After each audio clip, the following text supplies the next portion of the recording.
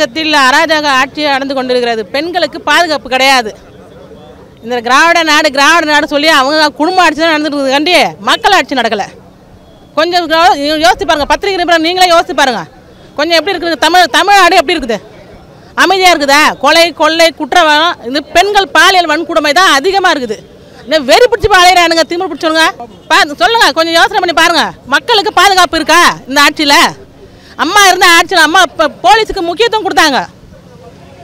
இப்போ போலீஸுக்கு இப்போ இது பவர் கிடையாது. போலீஸாக அடிமையாக இருக்குது. அவனுக்கு வேலை செய்யுது போலீஸு. இவங்கள தமிழ்நாடு போலீஸ்னால் இருக்கிறதுல இந்தியாவில் தமிழ்நாடு போலீஸாக நல்ல கம்பீரமான போலீஸு. அந்த போலீஸே தரங்கட்ட போலீஸாக இருக்குது. தமிழகத்தில் பெண்களுக்கு இந்த ஆட்சி சீக்கிரம் கலையணும்.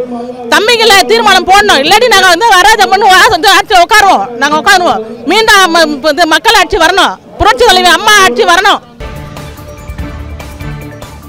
செய்திகளை உடனுக்குடன் தெரிந்து கொள்ள நமது அம்மா இணையதள தொலைக்காட்சியை சப்ஸ்கிரைப் செய்து